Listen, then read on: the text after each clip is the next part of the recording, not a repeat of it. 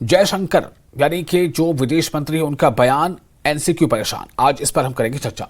जयशंकर का बयान एनसीक्यू परेशान। जी हां, पाकिस्तान के कब्जे वाले कश्मीर के हालात यानी पाक ऑक्युपाइड कश्मीर के हालात बहुत तनावपूर्ण हैं। वहां लगातार बिजली और आटे सहित जरूरी सामानों के दामों में बेतहाशा बढ़ोतरी के खिलाफ प्रदर्शन चल रहा है और इस प्रदर्शन को पाकिस्तानी रेंजर्स बर्बर तरीके से कुचलने की कोशिश कर रहे हैं। इसी सब पर विदेश मंत्री एस जयशंकर ने कोलकाता में एक कार्यक्रम के दौरान प्रतिक्रिया दी। उन्होंने कहा कि इसका विश्लेषण करना जटिल है, लेकिन यकीनन मुझे कोई संदेह नहीं है कि पीओके में रह रहा कोई भी शख्स जम्मू कश्मीर में रह रहे लोगों से अपने जीवन की तुलना कर रहा होगा। वो देखते होंगे कि जम्मू कश्मीर के लोग प्रगति कर रहे हैं। पीओके हमेशा से भारत का अभिन्न अंग रहा है और रहेगा।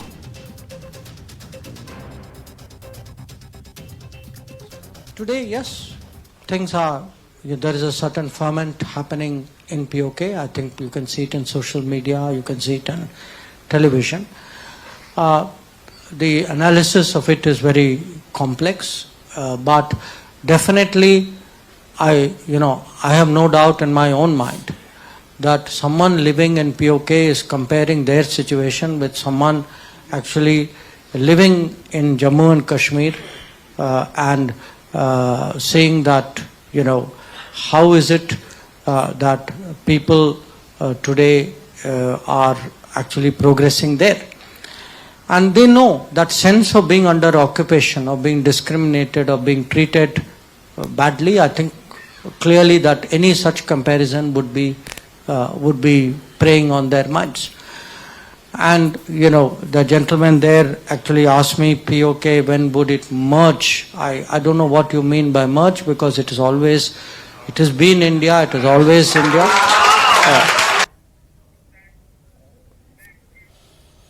और पीओके में जारी अशांति पर विदेश मंत्री एस जयशंकर के बयान पर प्रतिक्रिया देते हुए नेशनल कॉन्फ्रेंस के वरिष्ठ नेता शेख बशीर ने कहा कि विदेश मंत्री को जम्मू कश्मीर में रहने वाले हमारे अपने लोगों के मुद्दों पर अधिक ध्यान केंद्रित करना चाहिए। उन्होंने कहा कि 370 के हटाने के बाद यहां के लोगों के अधिकार पूरी तरह से खत्म हो गए। सीनियर नेशनल कॉन्फ्रेंस नेता शेख बशीर हमारे साथ मौजूद हैं। बशीर साहब, जो विदेश मंत्री एस जयशंकर हैं, उन्होंने सीधा निशाना साधा है पाकिस्तान पे। जिस तरह की एट्रोसिटीज़ और जो ह्यूमन राइट वायलेशंस हैं वो हो रही हैं पीओके में एक अनरेस्ट है। और उनका कहना है कि आज पीओके में रहने वाले लोग तुलना करते हैं जम्मू कश्मीर से, और जिस तरह से यहाँ पे डेवलपमेंट हुई है वो चाहते हैं कि वो भी जो है इसका हिस्सा बने। आप कैसे देखते हैं? पीओके लोगों को अपने हाल पे छोड़ देना चाहिए। वो क्या करते हैं क्या नहीं करते हैं जो हमारे कंट्रोल में ही नहीं है, तो हम उनके ऊपर आंसू बहाने से कोई फ़ायदा नहीं है। ना ही फॉरेन मिनिस्टर को इस पर वक़्त ज़ाया करना चाहिए। वो देखे कि इंडिया के अंदर जो लोग रहे हैं, जम्मू कश्मीर है, पंजाब है, हिमाचल है, नॉर्थ ईस्टर्न स्टेट है, उनकी फिक्र करे। उनके ऊपर कोई वक़्त ज़ाया नहीं करना चाहिए। उनका कहना है कि 370 को हमने एब्रोगेट करके जो टेम्पररी प्रोविजंस थे उसको जम्मू कश्मीर में ख़त्म किया, जिसके बाद यहाँ विकास हुआ है और वो एक मिसाल बन चुका है सबके। 370 को ख़त्म करके जम्मू कश्मीर की तबाही कर दी गई है। ये हिस्ट्री लिखेगी कि एक अच्छी रियासत को तोड़ के यूनियन टेरिटरी और अफसरों के सहारे छोड़ दिया गया है। कोई सुनता किसी की नहीं है। अब चूंकि चुनाव हो रहे हैं तो लोग इसका फैसला करेंगे। आने वाले वक्त में उनको बता देंगे कि लोगों की सोच क्या है। लोग खुश नहीं हैं और हमको उनकी फिक्र नहीं करनी चाहिए। अपने जो लोग हैं उनके साथ वो खुश रहें तो ज़्यादा अच्छा है। आपने कहा उनकी फिक्र नहीं करनी चाहिए, लेकिन पार्लियामेंट का रेजोल्यूशन है कि पीओके अभिन्न अंग है हिंदुस्तान का। वहाँ के लोग जो हैं वो हमेशा वक्तन मदद मांगते हैं हिंदुस्तान से, तो ऐसे में हिंदुस्तान को किस हद तक उनकी मदद करनी चाहिए? पहली बात यह है कि वो क्या करना चाहिए वो तो मैं नहीं कहूँगा, क्योंकि वो पार्लियामेंट ने जो रेजोल्यूशन पास किया है, वो रेजोल्यूशन जब पास हुआ तब से भी बहुत पानी जहलम में बह गया, बहुत कुछ हो गया उसके बाद भी। तो बहरहाल मैं नहीं कहूँगा कि वो तो पार्लियामेंट है। मैं ये कहता हूँ कि मौजूदा वक्त में हम ये जो जम्मू कश्मीर है इसकी फिक्र करनी चाहिए। बारामूला से लेके लखनपुर तक यहाँ लोगों की हालत क्या है। ये जो यूनियन टेरिटरी के अंदर लोगों को दबाया जा रहा है, धमकाया जा रहा है। कल इलेक्शन हो रहे थे, पकड़ धकड़ की, वर्कर्स को बंद कर दिया गया। ये क्या दर्शाता है? तो ये उनकी फिक्र छोड़ दें, यहाँ की फिक्र करें। सीधा कहीं ना कहीं ये उनका कहना है कि पीओके की जो फिक्र है वो ना की जाए, बल्कि जम्मू कश्मीर जो लखनपुर से बारामूला तक है उसकी फिक्र की जाए। ये कहना है नेशनल कॉन्फ्रेंस नेता शेख बशीर का। कैमरामैन आशु के साथ राजेंद्र, न्यूज़ 18 जम्मू। और इस विषय पर चर्चा करने के लिए हमारे साथ दो खास मेहमान जुड़ने वाले हैं। एक है Ashwani Kumar Chiranko, senior BJP leader, और कुछ देर में हम आशा करते हैं कि हमारे साथ होंगे Virendra Singh Sonu, spokesperson PDP. Chiranko ji, आपका सबसे पहले स्वागत करते हुए, ये जो विषय है पीओके का, इस पर एस जयशंकर का जो बयान है उस पर एनसी ने अपनी तरफ से जो बातें कही हैं, आपने मेरे ख्याल से आपने उसे सुना ही होगा। मैं चाहूंगा कि आप इस पर प्रतिक्रिया दें, आप बताएं कि एस जयशंकर जो कह रहे हैं उस पर क्या गलत है, और अगर गलत नहीं है तो फिर एनसी का स्टैंड ऐसा क्यों है?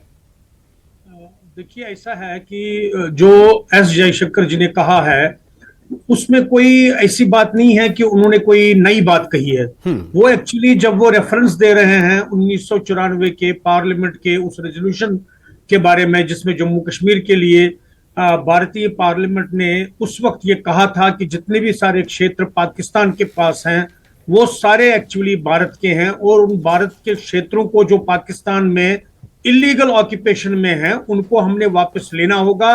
And in future course of time हम जो भी हमारे पास में रिसोर्सेज हैं उनका प्रयोग करके हम उन क्षेत्रों को वापस जो है जम्मू कश्मीर के साथ जोड़ेंगे, यानी भारत के साथ मिलाएंगे।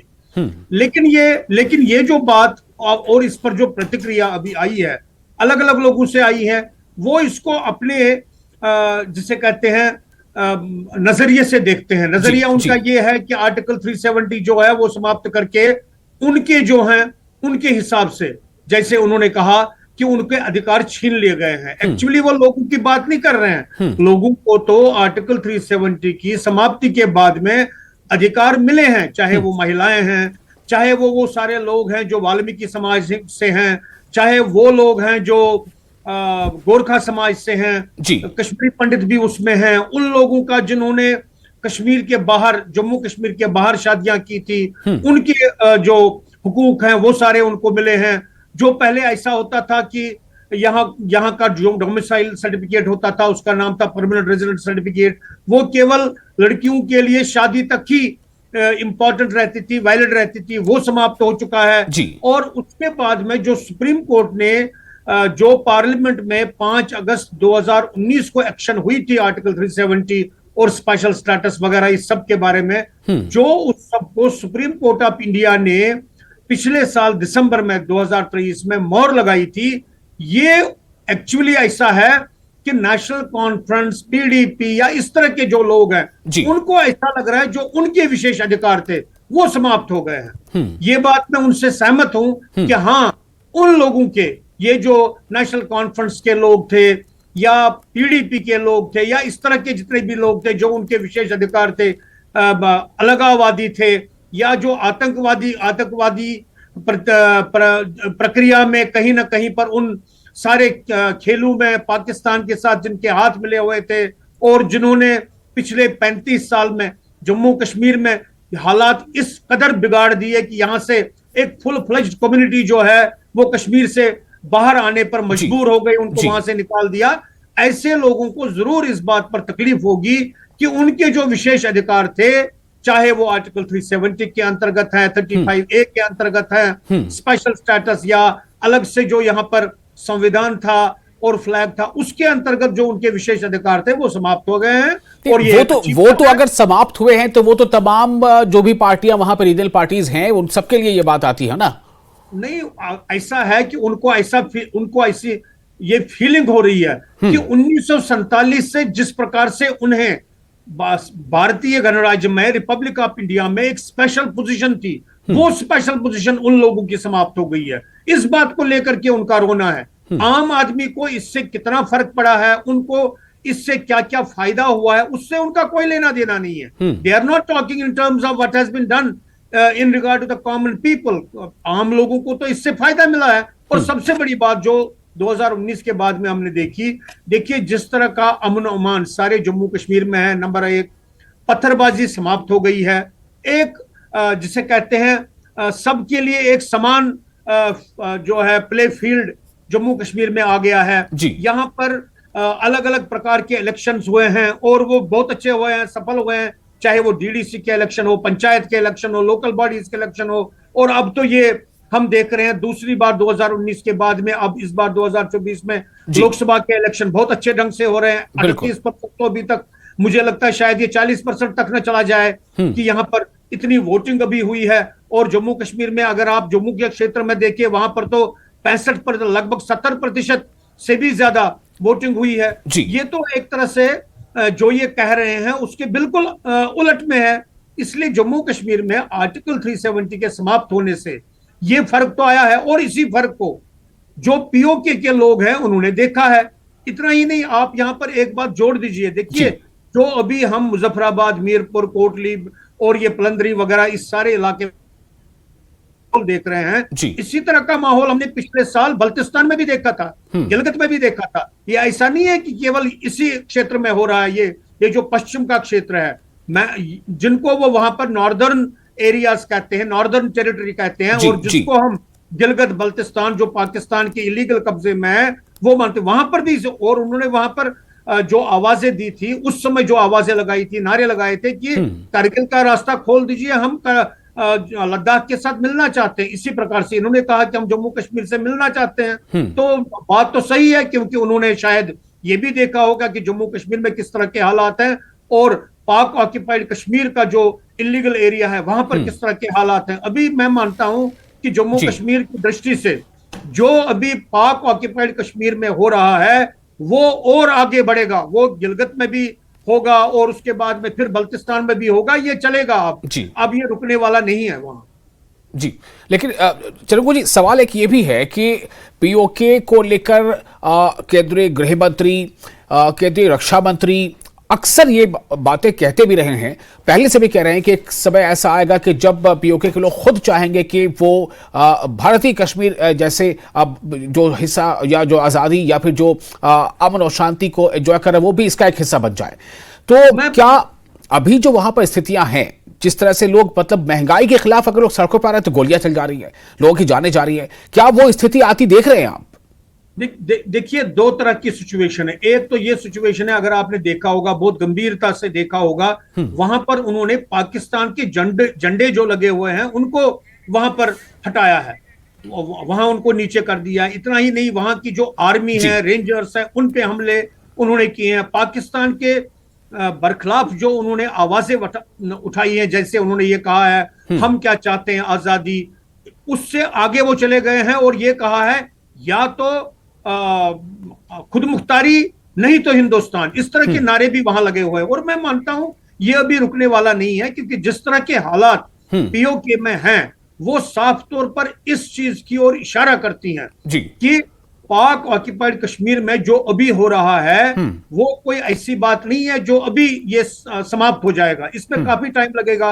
और ये भी हो सकता है कि जो वहां के लोग हैं बाज़ाबिता अब वहां के जो असेंबली है वहां पर, या तो ऐसा भी हो सकता है कि ओपनली कॉन्वेंशंस करके, कॉन्फ्रेंसेस करके रेजोल्यूशन लाएं। और उन्होंने तो यहां तक भी कहा है, कई लोगों के वहां पर जो प्रतिनिधि हैं उन्होंने यहां तक कहा है कि हम भारत सरकार से चाहते हैं कि वो इस इशू को बाज़ाबिता यूएनओ में उठाएं और वहां पर पीओके के हालातों को लेकर के, और हमें यहां पर जिसे कहते हैं खुद मुख्तारी के लिए और भारत के साथ जुड़ने के लिए, वो भारत जो है वो एक्सटर्नल अफेयर्स मिनिस्ट्री जो है वो यूएनओ में आवाज उठाए। यहां तक बात हुई है। और इतना ही नहीं, एक और बात भी यहां पर बड़ी जरूरी समझनी है।